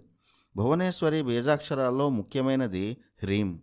ఈ బీజాక్షరాన్ని మాయాబీజం అంటారు. ఈ బీజాక్షరాన్ని పలకాలంటే మనం చాలా శక్తిని వినియోగించాల్సి వస్తుంది. బీజాక్షరాల్లో శక్తివంతమైన అక్షరం హ్రీం అంటారు. అందుకే మంత్రశాస్త్రంలో ఈ బీజాక్షరాన్ని హృల్లేఖ అంటారు. మనలో చైతన్యాన్ని తట్టిలేపే బీజాక్షరం అది. లలిత సహస్రనామాల్లో ఈ బీజాక్షరాల గురించి వివరంగా చెప్పారు. ఒక్క బీజాక్షరం పలికేటప్పుడు శరీరంలో ఏర్పడే స్పందన, విడుదలయ్యే శబ్దశక్తి మనలో కొత్త శక్తులను నిద్రలేపుతాయి. లలితా సహస్రనామంలో ఉన్న 1000 నామాల్లో చాలా విశేషాలు ఉన్నాయి. అమ్మవారి రూపాల నుంచి పూజా విధానాల వరకు లలితా సహస్రనామాల్లో అన్నీ ఉంటాయి. లలితా నామాల్లోనే చంద్రవిద్య, భానువిద్య, భువనేశ్వరి విద్య, ఇలా ఎన్నో శక్తులు, వాటి సాధన గురించి ఉంటుంది. లలితా సహస్రనామాన్ని నిత్యం పఠిస్తే శ్రీవిద్యా సాధన చేసినంత ఫలితం ఉంటుంది. ఇక బీజాక్షరాల విషయానికి వస్తే సాధారణంగా 1 నుంచి 10 అక్షరాలు ఉన్న మంత్రాలను బీజమంత్రాలు అంటారు. 11 నుంచి 21 అక్షరాలు ఉంటే మంత్రాలు అంటారు. 21 అక్షరాలు మించి ఉంటే వాటిని మాలా మంత్రాలు అంటారు. ఈ మాలా మంత్రాలనే ఖడ్గమాలా స్తోత్రాలు అని కూడా అంటారు. దేవీ ఖడ్గమాల మంత్రాల్లో అక్షరాలు 21ని మించి ఉంటాయి. ఈ ఖడ్గమాల స్తోత్రాలు భువనేశ్వరి మహావిద్యకు సంబంధించినవే. ప్రకృతి ఎంత శక్తివంతమైనదో తెలిసిందే. సునామీ, వరదలు వస్తే ఆపే శక్తి ఎవ్వరికీ లేదు. కాలశక్తిని ఇంతవరకు కనిపెట్టిన సైన్స్ ఏదీ లేదు. ఇవన్నీ దైవిక శక్తులు కాబట్టే వాటిని నియంత్రించడం ఎవరితరం కాదు. అలాంటి శక్తులే దశమహావిద్యలు. ఈ సృష్టిని నడిపించే ప్రకృతి కాలాలకు అధిపతి భువనేశ్వరీదేవి. ఆ దేవి ఉపాసకులకు ప్రకృతి సహకరిస్తుంది. కాలం కలిసి వస్తుంది. అలాగే భవిష్యత్ భూత కాలాల గురించి తెలుస్తుంది అని పండితులు చెప్తుంటారు. ఇవి దశమహావిద్యల్లో 4వ విద్య అయిన భువనేశ్వరీదేవికి సంబంధించిన విశేషాలు. దశమహావిద్యల్లో 5వ మహావిద్య త్రిపుర భైరవి. అత్యంత శక్తివంతమైన మహావిద్యగా ఈ దేవతకు పేరుంది. అన్ని బాధల నుంచి విముక్తి, సకల భోగాలు, ముఖ్యంగా జనాకర్షణ కలగాలంటే ఈ తాంత్రిక ఉపాసన చేస్తారు. ఈ మాతకు ఎర్రని ఎరుపంటే ఇష్టం. ఎర్రని వస్త్రాలు, ఎర్రని రుద్రాక్షమాలలతో, సాత్వికంతో కూడిన రూపంతో ఉంటారు త్రిపుర భైరవి. భయంకరంగా అరిచేవాడు భైరవుడు. రవం అంటే అరవడం. అందుకే భైరవుడికి ఆ పేరు వచ్చింది. ఈ భైరవుడిలో ఉండే శక్తి త్రిపుర భైరవి. అంటే ఇక్కడ ఇలా అర్థం చేసుకోవాలి. త్రిపుర భైరవి ఒక అద్భుత శబ్ద శక్తి. శబ్దంతో ఎన్నో పనులు జరుగుతాయి. ఒక పెద్ద శబ్దం మనల్ని భయపెడుతుంది. అలాగే సంగీత శబ్దం మన మనసుని ప్రశాంతంగా ఉంచుతుంది, ఆనందం కూడా కలగజేస్తుంది. అంటే ఒక్కో శబ్దానికి ఒక్కో శక్తి ఉంది. కొన్ని శబ్దాలను మన చెవి వినలేదు. ఉదాహరణకు ఓంకారం. సృష్టి ఏర్పడినప్పుడు అతిపెద్ద పేలుడు సంభవించిందని, అదే బిగ్ బ్యాంగ్ అని సైన్స్ కూడా చెప్తుంది. ఆ శబ్దశక్తి తరంగాల రూపంలో సృష్టి ఉన్నంత వరకు ఉంటూనే ఉంటుంది. 20 హెర్జుల కన్నా తక్కువ, 20,000 హెర్జుల కన్నా ఎక్కువగా ఉండే శబ్దాన్ని మనిషి వినలేడు. అంత మాత్రాన ఆ శబ్దాలు లేవని కాదు. సృష్టి ఏర్పడినప్పుడు పుట్టిన ఆ శబ్దమే ఓంకారం, అంటే భైరవం. ఆ ఓంకారంతో పాటే పుట్టింది కాలం. ఓంకారం, కాలం కలిస్తే ఏర్పడేది కాలభైరవం. త్రిపుర భైరవి అంటే అన్ని లోకాల్లోనూ విస్తరించిన అతిపెద్ద శబ్దం. అదే ఓంకారం అని అర్థం. ఇలా అర్థం చేసుకుంటే మనకు త్రిపుర భైరవి శక్తి అర్థమవుతుంది. ఓంకార ధ్యానం చేస్తే మన శరీరంలో ఉన్న నాడులన్నీ స్పందిస్తాయి. ఓంకారానికి అంతం లేదు. మనం ఓంకారాన్ని జపిస్తున్నామంటే అర్థం సృష్టిని నడిపిస్తున్న శబ్దశక్తిని ఆహ్వానిస్తున్నామని. ఆ శక్తి వల్ల మన శరీరానికి కొత్త ఉత్తేజం, కొత్త ఉత్సాహం వస్తాయి. వర్చస్సు పెరుగుతుంది. మన మాటకు ఓంకార శక్తి వల్ల విలువ పెరుగుతుంది. ఇవన్నీ సైన్స్కి అందని విషయాలు. ఆధ్యాత్మిక కోణంలో చూస్తేనే అర్థమయ్యే విషయాలు. మహాత్రిపుర సుందరికి రథసారథిగా త్రిపుర భైరవిని చెప్తారు. మహాత్రిపుర సుందరి అంటే ఈ విశ్వం అని అర్థం. ఈ విశ్వాన్ని నడిపించే శక్తి ఓంకారం. కాబట్టి మహాత్రిపుర సుందరికి రథసారథి త్రిపుర భైరవి అని చెప్తారు. ఈ శబ్దశక్తులను కూడా 8 రకాలుగా త్రిపుర భైరవి థియరీ చెప్తుంది. వాటి పేర్లు అసితాంగ భైరవుడు, రురు భైరవుడు, క్రోధ భైరవుడు, ఉన్మత్త భైరవుడు, కపాల భైరవుడు, భీషణ భైరవుడు, సంహార భైరవుడు. ఇవి భైరవుడి 8 రూపాలు. ఇవన్నీ రకరకాల శబ్దాల పేర్లు. క్రోధం అంటే భయంకర శబ్దం, ఉన్మత్త అంటే అతీత శబ్దం, గామారేస్ అని, ఎక్స్రేస్ అని ఇలా చాలా చాలా శబ్దాలు ఉన్నాయి కదా, అలాంటివే ఈ పేర్లని అనుకోవచ్చు. భైరవుడిలో ఉండే శబ్దశక్తి భైరవి అని చెప్పుకున్నాం. 8 మంది భైరవుల్లో 8 శబ్దశక్తులు ఉంటాయి. అలా 8 మంది భైరవులు ఉంటారు. వాటికి కూడా పేర్లు ఉన్నాయి. వీటికి సంబంధించిన పూర్తి వివరాలు మత్స్య పురాణంలో కనిపిస్తాయి. అంటే ఈ సృష్టిలో ఉన్న రకరకాల శబ్దశక్తులకు త్రిపుర భైరవి అధిదేవత. తంత్రశాస్త్రం ప్రకారం త్రిపుర భైరవిని ఏకబీజాక్షరమైన ఓంకారంతో ఉపాసిస్తారు. ఓంకారమే అన్ని శబ్దశక్తులకు మూలం. అందుకే త్రిపుర భైరవి ఉపాసనా మంత్రాలు ఓంకారంతో ప్రారంభమవుతాయి. ఓంకారమే త్రిపుర భైరవి. ఓంకారమే విశ్వమంతా ఉంది. బిగ్ బ్యాంగ్ వల్లే విశ్వం ఏర్పడింది. ఆ శబ్దశక్తే అయస్కాంత తరంగాలుగా ఈ విశ్వాన్ని నడిపిస్తున్నాయి. సృష్టిని నడిపించే ఆ శబ్ద తరంగాలకు తాంత్రిక నామమే త్రిపుర భైరవి. సంస్కృత అక్షరాల్లో ఆ నుంచి అమ్మహ వరకు ఉన్న అచ్చులన్నీ భైరవుడికి సూచికలు. ఇక మిగిలిన కా నుంచి క్ష వరకు ఉన్న హల్లులన్నీ త్రిపుర భైరవికి సూచికలు. అక్షరం అంటే మాట, మాట అంటే శబ్దమే. అంటే త్రిపుర భైరవి అక్షర దేవత. శబ్దమే ఈ ప్రపంచాన్ని నడిపిస్తుంది. మాట లేకపోతే ఈ ప్రపంచం లేదు. అందుకే ఆ మాటే మంత్రంలా పనిచేయాలంటే ఆ మాటకు శక్తి ఉండాలి. ఆ శక్తి త్రిపుర భైరవి. శబ్దాలు పగలు ఒక రకంగా, రాత్రి ఒక రకంగా ఉంటాయి. రాత్రిపూట శబ్దం మరింత స్పష్టంగా వినబడుతుంది. శబ్ద ప్రసరణకు మీడియం బాగుంటుంది. అందువల్ల త్రిపుర భైరవి రాత్రి నామం కాలభైరవి. రాత్రిపూట శబ్దశక్తికి నామధేయం కాలభైరవుడు. ఒక్కో శబ్దం మనలో ఒక్కో రకమైన చైతన్యాన్ని కలిగిస్తుంది. అందువల్ల భైరవి ఉపాసన లేదా కాలభైరవి ఉపాసన వల్ల ఒక్కో శక్తి మనకు సిద్ధిస్తుంది. సిద్ధి భైరవి, చైతన్య భైరవి, భువనేశ్వరి భైరవి, కామేశ్వరి భైరవి, నిత్య భైరవి, రుద్రభైరవి ఇలా ఎన్నో శబ్దశక్తుల పేర్లను తంత్రశాస్త్రం చెప్తోంది.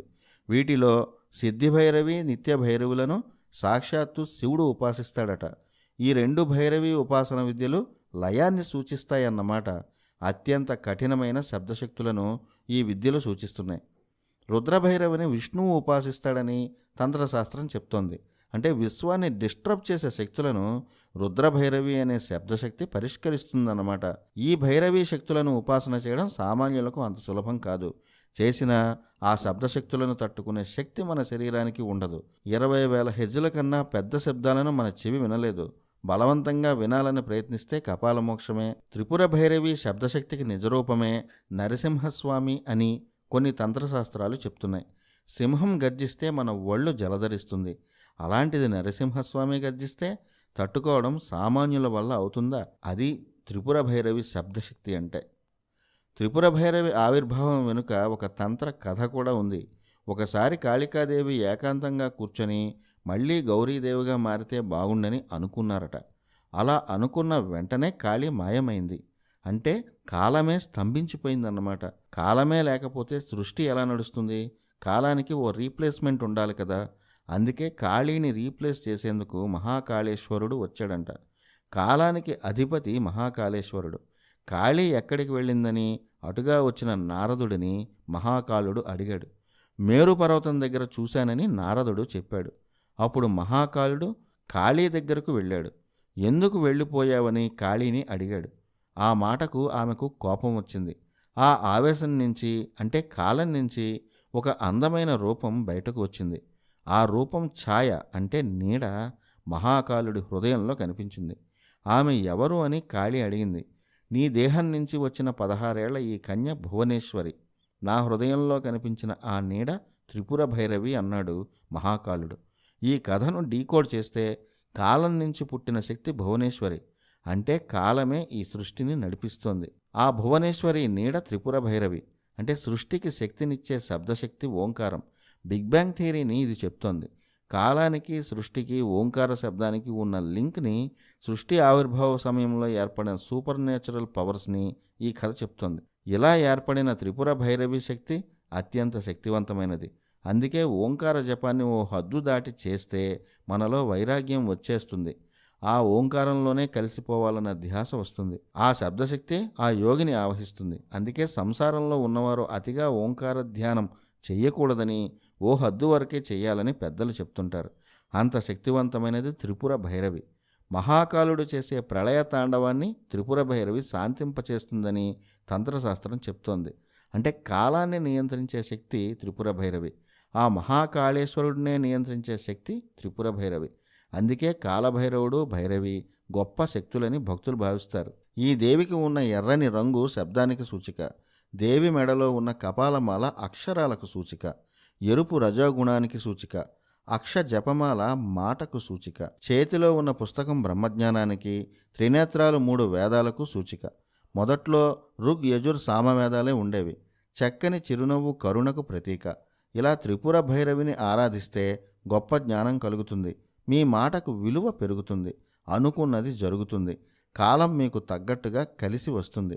త్రిపుర భైరవి భర్త స్థానంలో భైరవుడు ఉంటాడు. తంత్రశాస్త్రం ప్రకారం ఆ భైరవుడే రుద్రుడు. ఋగ్వేదంలో కనిపించే రుద్రుడి శాంతరూపమే ప్రస్తుతం మనం పూజించే శివుడు. భైరవి శాంతరూపమే దుర్గా. ఎలాంటి కష్టాన్నైనా దాటించేది కనుక ఆమెకు దుర్గా అనే పేరు వచ్చింది. దశమహావిద్యల్లో భైరవి, తార, త్రిపుర సుందరి ఈ ముగ్గురు జ్ఞానదేవతలు, వాక్కుకి అధిదేవతలు. త్రిపుర భైరవినే చండీ అని కూడా అంటారు. చండీ యాగంలో మూలదేవత త్రిపుర భైరవి ఉగ్రరూపమే. యోగశాస్త్రంలో మూలాధార చక్రంలో కుండలిని అధిదేవత భైరవి. భైరవి ఉపాసన వల్ల సాధకుడి శరీరంలో ఉన్న కుండలిని జాగృతం అవుతుంది. ఉత్తర భారతదేశంలో భైరవి ఆరాధన ఎక్కువగా కనిపిస్తుంది. భైరవి ఉపాసన చేసే స్త్రీలు సిద్ధులు కలిగి ఉంటారు. రామకృష్ణ పరమహంస గురువుల్లో ఒకరు భైరవి బ్రాహ్మణి అనే స్త్రీ. ఈ ఉపాసన వామాచారం, దక్షిణాచారం 2 విధానాల్లోనూ చేస్తారు. దక్షిణాచారంలో కుమారి పూజ, నారీ పూజ ఈ 2 భైరవి ఉపాసనలే. ఇవి అత్యంత శక్తివంతమైన దశమహావిద్యల్లో ఒకటైన త్రిపుర భైరవి విశేషాలు. దశమహావిద్యల్లో 6వ విద్య చిన్నమస్తాదేవి. పేరే కాదు, ఈ దేవత స్వరూపం కూడా విచిత్రమే. దశమహావిద్యల్లో అత్యంత శక్తివంతమైన, భయం పుట్టించే రూపాల్లో చిన్నమస్తాదేవి ఒకటి. ఈ దేవినే వజ్ర వైరోచిని, ప్రచండ చండీ అని కూడా అంటారు. సాధారణంగా బండి మంచి స్పీడ్లో వెళ్ళాలంటే 4th గేర్ లేదా 5th గేర్లో వెళ్ళాలి. బండికి గేర్లు ఉంటాయి కాబట్టి ఆ వేగంలో వెళ్ళగలం. లైఫ్కి ఆ గేర్లేమీ ఉండవు. కానీ కొన్ని పనుల కోసం వర్క్ ఫోర్స్ ఎక్కువగా చేయాల్సి ఉంటుంది. మరి ఆ ఫోర్స్ ఎక్కడి నుంచి వస్తుంది? మనిషికి భగవంతుడు ఎన్నో శక్తులు ఇచ్చాడు. మనలో ఉన్న కొన్ని శక్తుల గురించి మనకే తెలియదు. ఆ శక్తులకు సృష్టిలో ఉన్న అద్భుత శక్తులు తోడైతే మన లైఫ్ కూడా 5th గేర్లో రైమని వెళ్తుంది.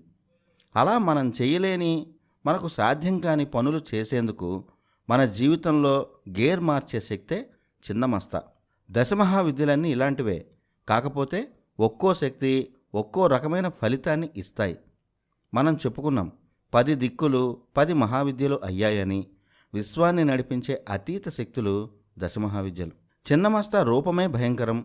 నరికేసిన శిరస్సు ఒక చేతిలో ఉంటుంది. మిగిలిన ముండెల్లోంచి 3 రక్తం ధారలు పైకి చిమ్ముతూ ఉంటాయి.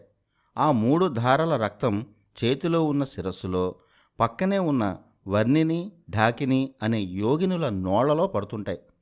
కత్తెర చేతిలో ఉంటుంది. తల మీద నాగరాజు అలంకారంగా ఉంటాడు. దిగంబర దేహంతో 3 కళ్లతో నిలబడి దర్శనమిచ్చే భయంకర రూపం చిన్నమస్త. అయితే ఇంత భయంకర ఆకారం ఓ దేవతకు ఎందుకుంటుంది? ఏ విషయాన్నైనా అర్థం చేసుకోవాలంటే అందుకు చిత్రాన్ని మించిన భాష లేదు.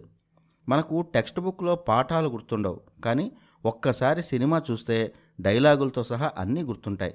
కారణం, చిత్రం మెదడులో స్టోర్ అయిపోతుంది, ఎప్పటికీ గుర్తుండిపోతుంది.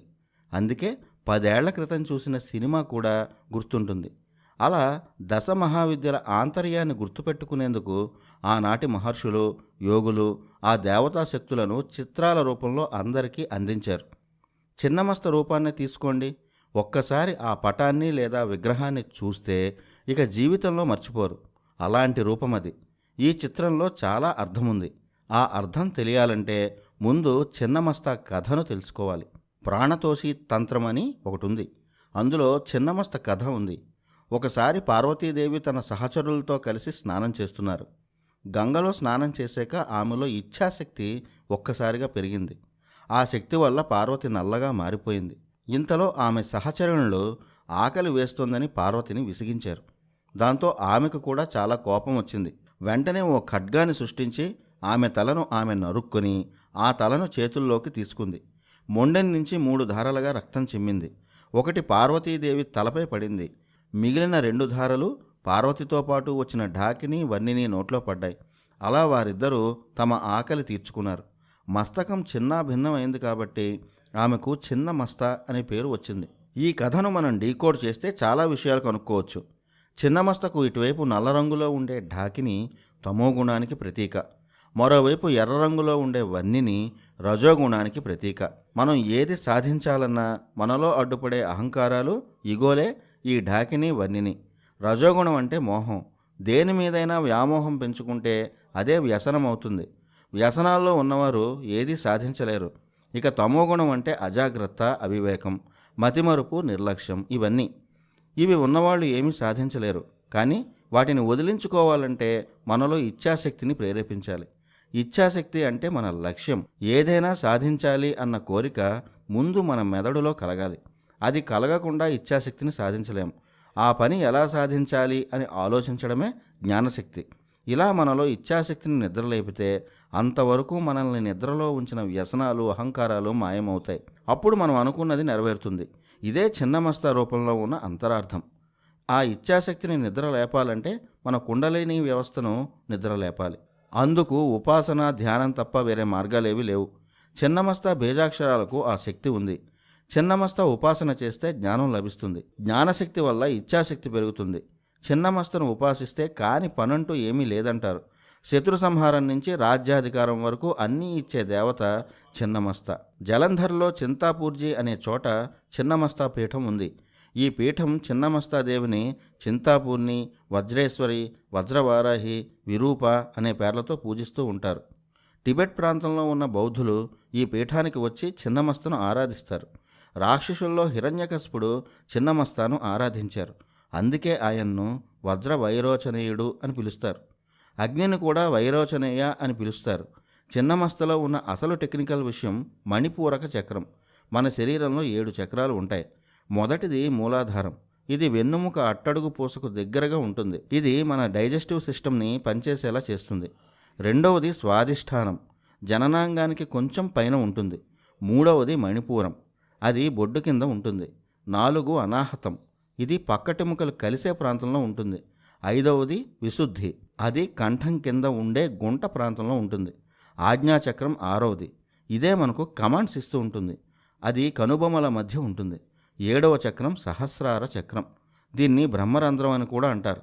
నడి నెత్తి మీద ఉంటుంది. పిల్లలు పుట్టినప్పుడు నెత్తి మీద మెత్తగా ఉంటుంది. ఆ ప్రాంతమే సహస్రార చక్రం. వీటిలో మణిపూరక చక్రం అగ్నిస్థానం. ఆకలి వేయడం, తిన్న ఆహారాన్ని శక్తిగా మార్చడం, ఇవన్నీ మణిపూరక చక్రం చేసే పనులు. చిన్నమస్త బీజాక్షరాలు మణిపూరక చక్రాన్ని స్పందింపచేస్తాయి. అక్కడి నుంచి వజ్రనాడి ద్వారా శక్తి ప్రవహించి మనలో ఆ కోరికలను తీర్చుకునే శక్తిని చిన్నమస్త ప్రేరేపిస్తుంది. అందుకే ఆమెను వజ్ర వైరోచిని అంటారు. బౌద్ధులు తారా ఉపాసనను తీవ్రంగా చేస్తారు. తారా ఉపాసనతో పాటు చిన్నమస్త ఉపాసనను కూడా బాగా చేస్తారు. అయితే వారు చిన్నమస్త దేవత స్థానంలో వజ్రాయుధాన్ని ధరించి వరాహముఖం కలిగిన వజ్ర వారాహి అనే పేరుతో ఉపాసిస్తారు. బుద్ధుడు కూడా చిన్నమస్త ఉపాసన చేసి తనలో ఉన్న కామాన్ని జయించాడని బౌద్ధులు చెప్తుంటారు. మనలో ఉన్న కామక్రోధాలను జయించాలంటే చిన్నమస్త ఉపాసన చేయాలంటారు. అందువల్ల తారా చిన్నమస్త ఉపాసన చేస్తే వచ్చే ఫలితాలు ఒకలాంటివే. రమణ మహర్షి అనుచరుడైన కావ్యకంఠ గణపతి ముని చిన్నమస్తాదేవిని తీవ్రంగా ఉపాసించారు. ఆ దేవి ఇంద్రుడి శక్తి అని ఆయన చెప్పారు. చిన్నమస్తనే ప్రచండ చండీగా ఆరాధిస్తారు. ప్రచండ చండీ త్రిశతి పేరుతో 300 శ్లోకాలను కావ్యకంఠ గణపతి ముని రచించారు. ఆ దేవి దయతోనే గణపతి మునికి ఎన్నో సిద్ధశక్తులు వచ్చాయని ఆయనే చాలాసార్లు చెప్పుకున్నారు. చిన్నమస్తాదేవి ఉపాసన వల్ల కపాల భేదనం జరుగుతుంది. అందువల్ల వారికి పూర్వజన్మల గురించి తెలుస్తుంది. ఊహ తెలియని సమయంలో చంటిపిల్లల నెత్తిమీద బ్రహ్మరంధ్రం తెరిచే ఉంటుంది. మనం చెయ్యి పెడితే ఆ విషయం తెలుస్తుంది కూడా. ఆ సమయంలో వారికి గత జన్మలు గుర్తుంటాయట. ఆ రంధ్రం కొన్నాళ్లకు మూసుకుపోతుంది. ఆ తర్వాత అన్నీ మర్చిపోతారు. అలా చిన్నమస్త ఆరాధన వల్ల భూత భవిష్యత్ వర్తమానాలు తెలుస్తాయని, ఆ అనుభవం తనకు కలిగిందని కావ్యకంఠ గణపతి ముని చెప్పేవారు. ఈ విద్యా ప్రభావంతోనే రమణ మహర్షి గత జన్మలో సుబ్రహ్మణ్య స్వామి అవతారమని, అందరూ ఆయనను భగవాన్ రమణ మహర్షి అని పిలవాలని ఆదేశించారు. గణపతి ముని చెప్పిన వివరాల ప్రకారం కాళీ, చిన్నమస్త టెక్నికల్గా ఒకే రకమైన శక్తులు. అయితే కాళీదేవి శరీరమంతా ప్రవహించే కరెంటు లాంటిది. వెన్నుని, కుండలిని, చైతన్యం కలిగించే సుషుమ్న నాడిని ఉత్తేజం చేసే శక్తి చిన్నమస్త. అందుకే చిన్నమస్త ఆకారం, రూపం రెండూ మానవ శరీరంలో నాడీ శక్తులకు ప్రతిరూపాలని చెప్తారు. ఈ దేవి పక్కనున్న యోగినులు డాకిని ఇడానాడిగా, వన్నిని పింగళనాడిగా, మధ్యలో ఉన్న చిన్నమస్తను సుషుమ్నా నాడిగా చూడాలని చెప్తారు. హ్యూమన్ అనాటమీలో శరీరాన్ని నడిపించే శక్తే చిన్నమస్త అని ఈ వివరణ ద్వారా అర్థం చేసుకోవాలి. ఇంకా సులభంగా అర్థమయ్యేలా చెప్పాలంటే రేణుకామాత గురించి చెప్పాలి. పరశురాముడు తండ్రి జమదగ్ని, ఆయన భార్య రేణుక. తండ్రి కోరిక మేరకు రేణుక శిరస్సుని పరశురాముడు ఖండించాడు. ఆమె తల మాహూర్ క్షేత్రంలో కొలువైన ఏకవీరాదేవి శిరస్సులో కలిసిపోయిందని చెప్తారు. అష్టాదశ శక్తిపీఠాల్లో మాహూర్ ఒకటి. రేణుకాదేవి కంటే ముందుగా వెలసిన దేవత. ఆ రేణుకాదేవినే మన పల్లెల్లో రేణుకా ఎల్లమ్మగా పూజిస్తారు. రేణుకా ఎల్లమ్మ ఎవరో కాదు, చిన్నమస్తాదేవికి మరో రూపమే. ఎల్లమ్మ అంటే ఎల్లలను రక్షించే అమ్మ అని అర్థం. దిక్కులే మహావిద్యలని మనం చెప్పుకున్నాం. ఆలంపురం జోగులాంబ క్షేత్రంలో ఒకప్పుడు జరిగిన పూజలు రేణుకామాతవే. ఆలంపురం జోగులాంబ క్షేత్రంలో ఇప్పటికీ రేణుకాదేవి చిత్రాలు ఉంటాయి. ఇవి దశమహావిద్యల్లో శక్తివంతమైన చిన్నమస్త గురించి వివరాలు. దశమహావిద్యల్లో 7వది అత్యంత చిత్రమైన రూపం ధూమావతి. ఈ దేవతకి ఉచ్చాటన దేవత అని పేరు. ఉచ్చాటన అంటే తొలగించడం. తన ఉపాసకుల కష్టాలు తొలగించి అపారమైన సంపదలు ప్రసాదించే దేవతగా ధూమావతికి పేరు. ధూమావతిని ఉపాసించిన వారికి దారిద్ర్యం అనేది దరిదాపుల్లో కూడా ఉండదంటారు. అంతేకాదు, ధూమావతి ఆరాధన వల్ల ఎలాంటి రోగాలైనా తగ్గిపోతాయి, శోకాల నుంచి విముక్తి కలుగుతుంది. ధూమావతి ఆకారమే చాలా చిత్రంగా ఉంటుంది. ఇలాంటి దేవతా రూపాన్ని ఇంకెక్కడా చూడం. పాలిపోయిన ముఖం, మసిబారిన వస్త్రాలు, వేలాడుతున్న అంగాలు, క్రూరమైన చూపులు, విరబూసిన జుట్టు, ముసలితనం వల్ల వచ్చిన కృశించిన శరీరం, కాకిని ధ్వజంగా కలిగిన జెండా ఉన్న రథం మీద కూర్చొని కళావిహీనంగా ఉంటుంది ఈ దేవత.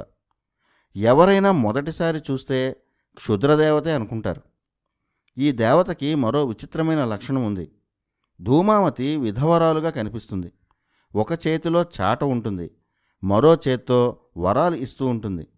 ధూమం అంటే పొగ, పొగబారిపోయిన రూపంతో ఉంటుంది కాబట్టి ఆమె పేరు ధూమావతి. మహావిద్యల్లో దేవతలందరికంటే విచిత్రంగా, విభిన్నంగా కనిపించే రూపం ధూమావతి. మహాకాళికి కాళేశ్వరుడు, త్రిపుర భైరవికి త్రిపుర భైరవుడు, త్రిపుర సుందరికి మహాకామేశ్వరుడు పురుష శక్తులుగా ఉంటారు. కానీ ధూమావతి విధవరాలుగా కనిపిస్తుంది. వేదాల్లో ఈ శక్తిని రాత్రికి చిహ్నంగా చూశారు. చీకటి అంటే తమస్సు, అందుకే ఈమెకు తమోదేవిగా కూడా పేరుంది. అలాగే అలక్ష్మి అంటే దారిద్ర్యానికి స్వరూపమైన జ్యేష్ఠాదేవిగా కూడా పేరుంది. మన జీవితాల్లో ఉండే దారిద్ర్యమే జ్యేష్ఠాదేవి. మన దారిద్ర్యాలను తరిమేసే శక్తి ధూమావతి. అందుకే ధూమావతి ఆరాధనతో దారిద్ర్యాలు లేచిపోతాయి. ఈమె కథ కూడా విచిత్రంగా ఉంటుంది. దక్ష ప్రజాపతి చేసిన దక్షయజ్ఞం గురించి పురాణాల్లో అందరూ వినే ఉంటారు. ఆ యజ్ఞానికి పిలవకపోయినా తండ్రి అన్న మమకారంతో శివుడి భార్య సతీదేవి వెళ్ళింది. అక్కడ తండ్రే సతీదేవిని అవమానించాడు. ఆ బాధతో సతీదేవి హోమాగ్నికి ఆహుతి అయింది. సతీదేవి శరీరం బూడిదగా మారింది. ఆ బూడిద నుంచి వెలువడిన శక్తి ధూమావతి. అలా ఆవిర్భవించిన ధూమావతి శక్తి అక్కడ ఉన్నవారందరినీ చంపేసింది. అలా ఉచ్చాటన శక్తిగా అప్పటి నుంచి ధూమావతికి పేరు వచ్చింది. ఈమె ఆవిర్భావం గురించి మరో విచిత్రమైన కథ ఉంది. ఓసారి కైలాసంలో పార్వతీ పరమేశ్వరులు కొలువై ఉన్నారు. ఆ సమయంలో పార్వతీదేవికి విపరీతమైన ఆకలి వేసింది. ఆ విషయం చెబితే ధ్యానంలో ఉన్న శివుడు పట్టించుకోలేదట. అప్పుడు పార్వతికి తీవ్రమైన ఆగ్రహం వచ్చి భర్త అయిన శివుడినే అమాంతం మింగేసిందట. వెంటనే ఆమె శరీరం బూడిద రంగులోకి మారిపోయింది. పార్వతి శరీరంలో ఉన్న శివుడు ఆమెతో ఇలా అన్నాడట: భర్తను మింగేసి బూడిద రంగులోకి మారి విధవరాలివైన నువ్వు ఈ రోజు నుంచి ధూమావతి అనే పేరుతో పిలవబడతావు అన్నాడట. అలా ధూమావతి ఆవిర్భవించిందని తాంత్రికులు చెప్తారు.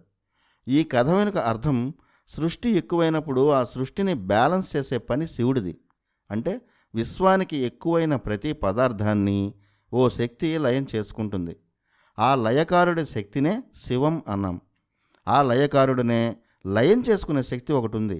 ఆ శక్తే ధూమావతి. అంటే సృష్టిని కూడా అంతం చేయగలిగే శక్తి ధూమావతి.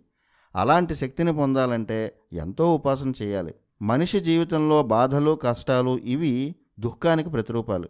ఈ దుఃఖానికి కారణాలు రుద్రుడు, యముడు, వరుణుడు, నివృత్తి. రుద్రుడు మన శక్తిని లయం చేస్తూ ఉండే శక్తి. అందువల్ల మన శరీరంలో వేడిలో మార్పులు వచ్చి జ్వరం, పిచ్చి, దాహం ఇలాంటివన్నీ వస్తాయి. యముడి సంగతి తెలిసిందే, మరణం. మరణం అంటే చనిపోవడం ఒకటే కాదు. యముడు చాలా రకాల మరణాలను చూపిస్తాడు. అవి మూర్ఛవ్యాధులు, పక్షవాతం, ప్రధానమైన అంగాలను కోల్పోవడం, ఇవి కూడా మరణంతో సమానమే. ఈ రోగాలకు కారణం యముడే. వరుణుడు. వర్షాలు ఎక్కువైతే వరదలు, తక్కువైతే కరువులు. ఏదైనా కష్టమే. ఈ కష్టాల వల్ల ఆకలి, ఏడుపులు, కొట్లాటలు, పేదరికం ఇవన్నీ వస్తాయి. ఋతువులు సరిగ్గా వాటి పని అవి చేయకపోతే ఆ ఫలితాన్నే నైరుతి అంటాం. ప్రకృతి సహకరించకపోతే ప్రతి క్షణం కష్టమే కదా. ఇవన్నీ మన కష్టాలకు కారణాలు. ముఖ్యంగా నివృతే ధూమావతి. అంటే ప్రకృతి మనకు సహకరించకపోవడం వల్ల వచ్చే కష్టాలే ధూమావతి. ధూమావతి ఆగ్రహమైతే ప్రకృతి కల్లోలం. ఆమె అనుగ్రహం దక్కితే మనకు కలిసి వచ్చే కాలం. ఇదే ధూమావతి అంతరార్థం. ప్రకృతి బాగుంటే ఏ రోగాలు ఉండవు, పంటలు బాగా పండుతాయి, అందరికీ పని దొరుకుతుంది, వ్యాపారాల్లో లాభాలు వస్తాయి. అన్నీ శుభ శకునాలే ఉన్నప్పుడు దుఃఖం ఎందుకుంటుంది? సంపదలు లభిస్తాయి. మనం బలవంతులమని తెలిస్తే ఏ శత్రువు దగ్గరికి రాడు.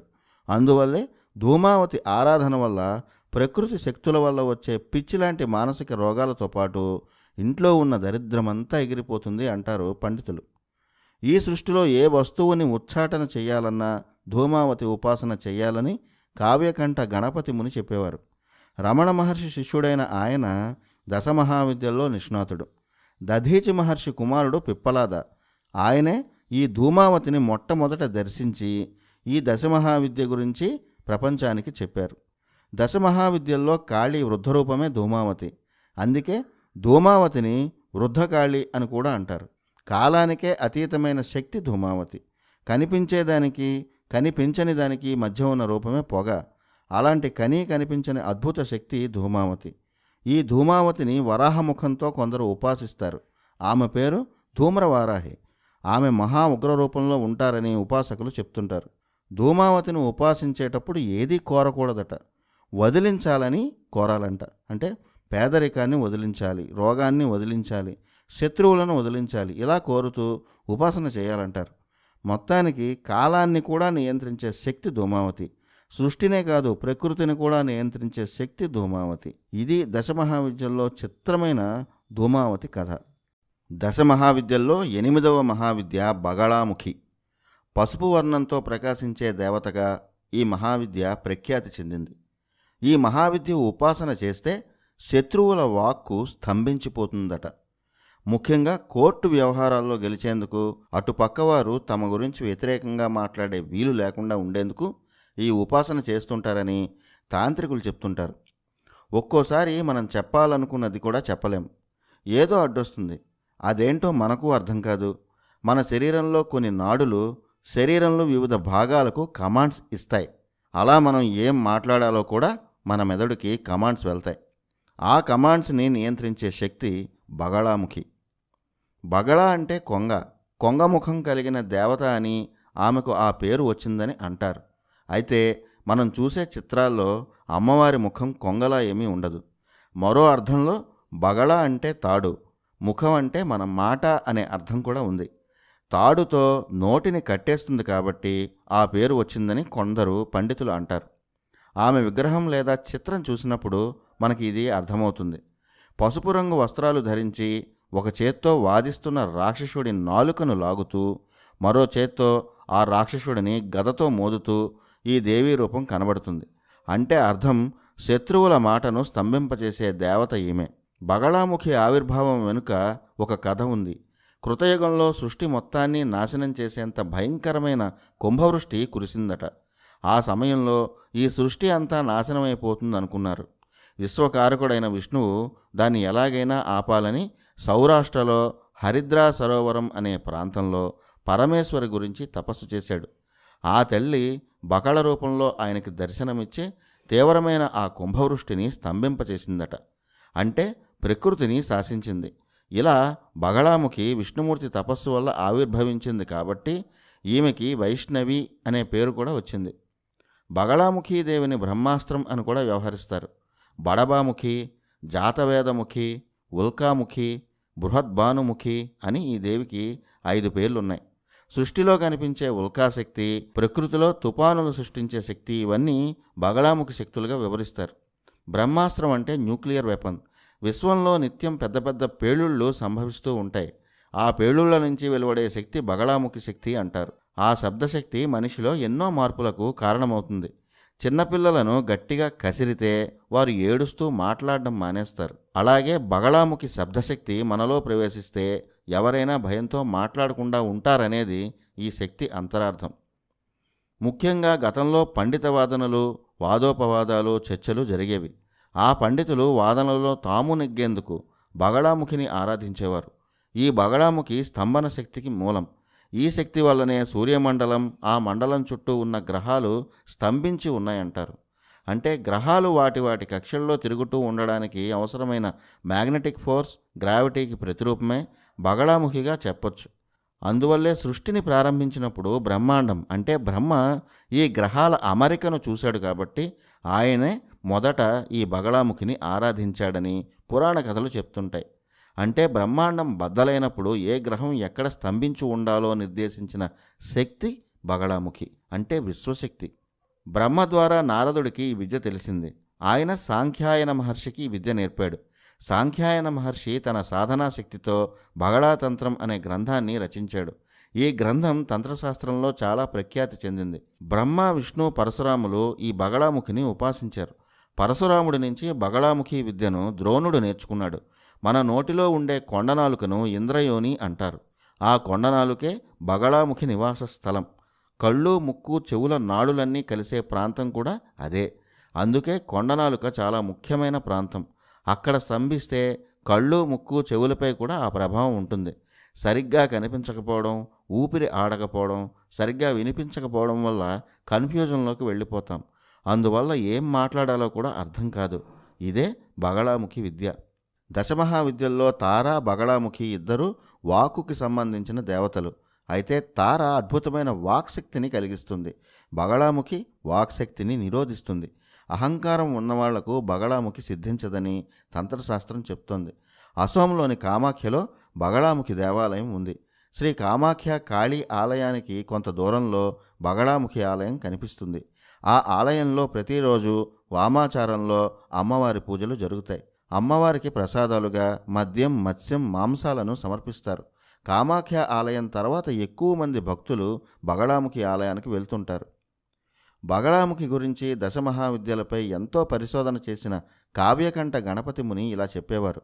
ఈ దేవి ఉపాసన వల్ల మంత్రసిద్ధి పొందితే ఆ సాధకుడికి పంచభూతాలను అదుపు చేసే శక్తి వస్తుంది. నిప్పుల్లోనూ నీళ్లలోనూ కూడా ఆ సాధకుడు ఉండగలడట.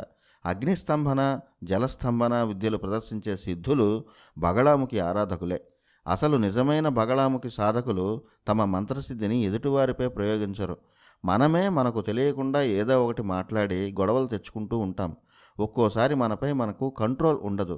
అలా కాకుండా ఏది మాట్లాడాలో, ఏ మాటను స్తంభింప చెయ్యాలో అన్నీ తెలుసుకోవాలంటే, ఆ విధంగా మెదడుని కంట్రోల్ చేయాలంటే బగళాముఖిని సాధకులు సాధన చేసేవారు. అంటే మనలో ఉన్న కామక్రోధాలు, అహంకారాలు, ఇలాంటి అంతఃశత్రువులను సంహరించేందుకు దశమహావిద్యల ఉపాసన పనికి వస్తుంది.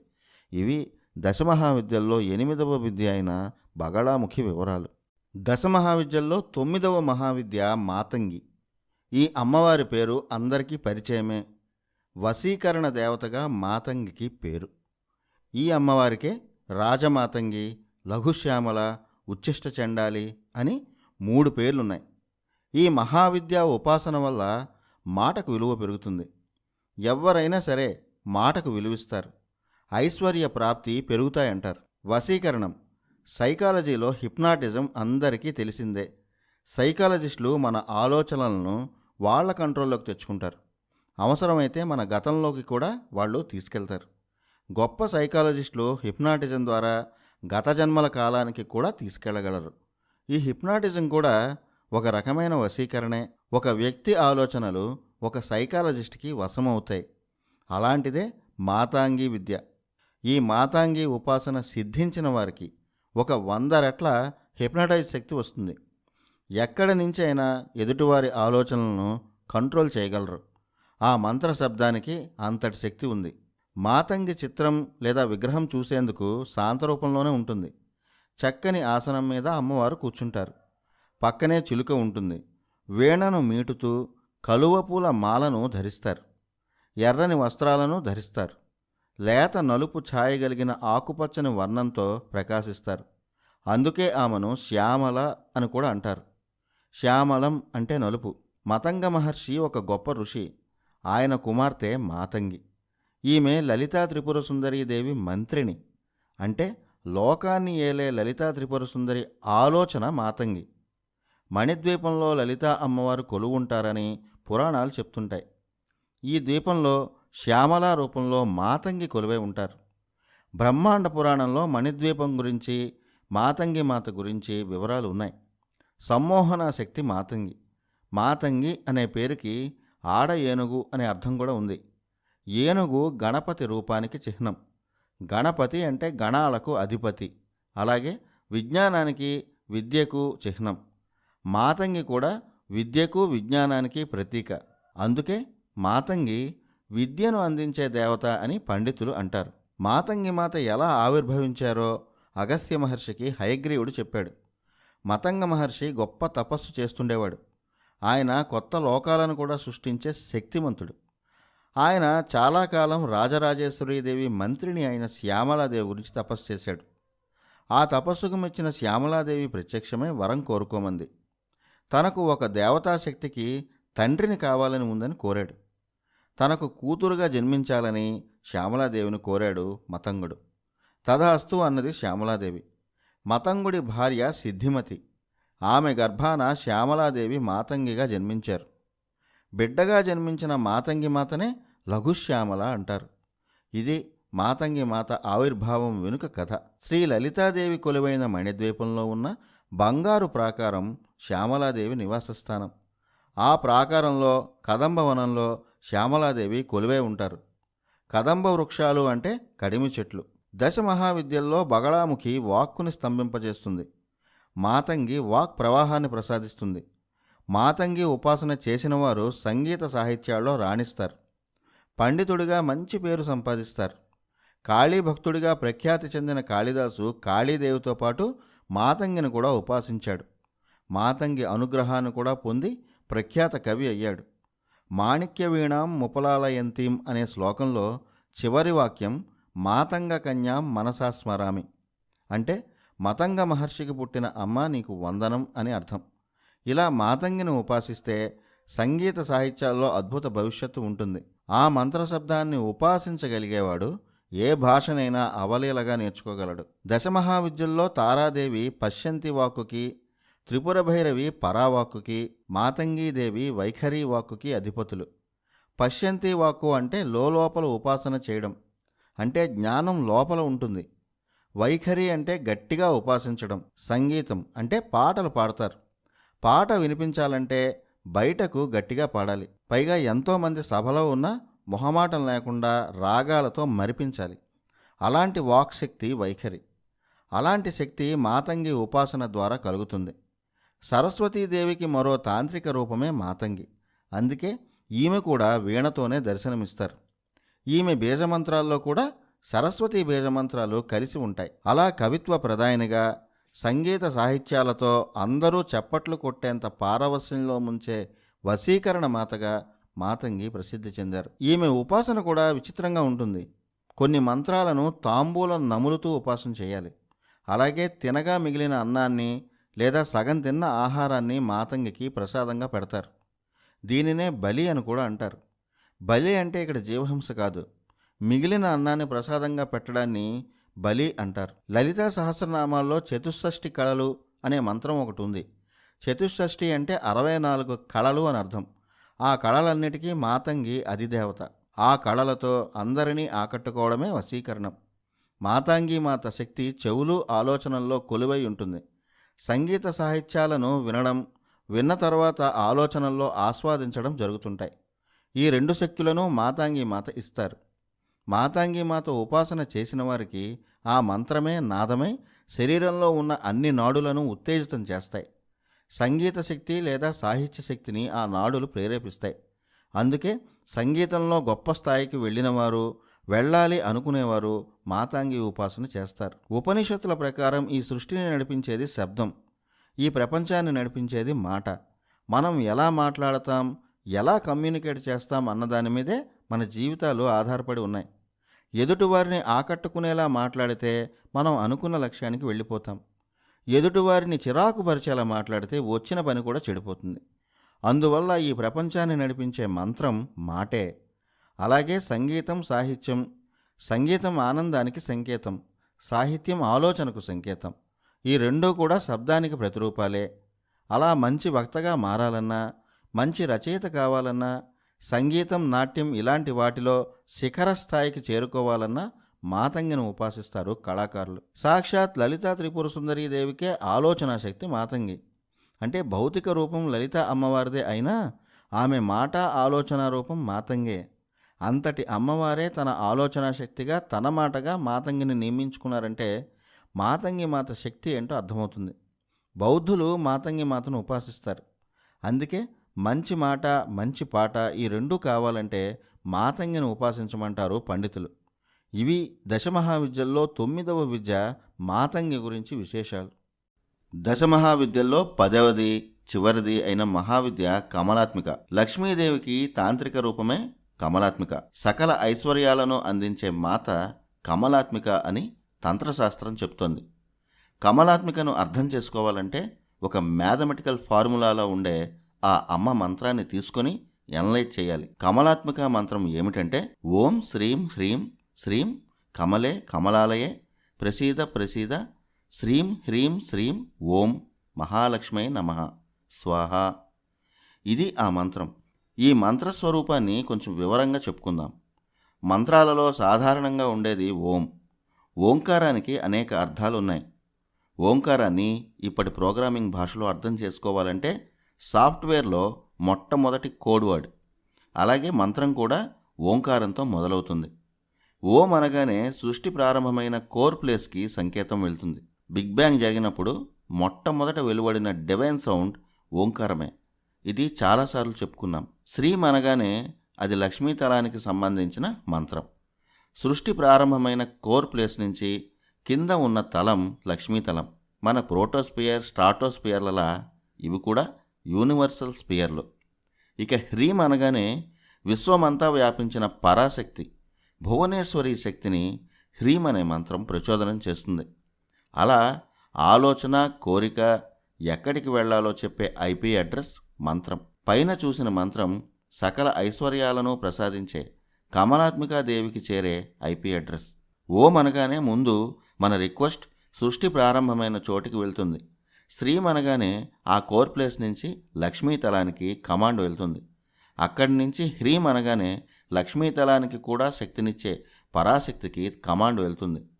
ఆ తర్వాత మనం ఎవరిని సెర్చ్ చేస్తున్నామో ఆ దేవత పేరు ఉంటుంది. కమలే కమలాలయే అన్నది అందుకే. ఇది దశమహావిద్యల్లో బీజాక్షరాల వెనుక ఉన్న రహస్యం. బీజాక్షరాలు మహాశక్తిని అనంత సృష్టిలోనూ మనలోని మనశ్శక్తిని సాధకుల్లో ప్రేరేపిస్తాయి. మంత్రసాధన చేసేవారు ఇంటర్నెట్తో కనెక్ట్ అయిన కంప్యూటర్ల బీజమంత్రాలతో విశ్వంతో కనెక్ట్ అవుతారు. ఉపాసన సిద్ధించాక మనకు మనమే చాలా చిన్నవాళ్లలా కనిపిస్తాం. ఈ విశ్వమంత ఆలోచన శక్తి మన వశం అవుతుంది. అలాంటి వారినే మనం యోగులు, మహర్షులు అంటుంటాం.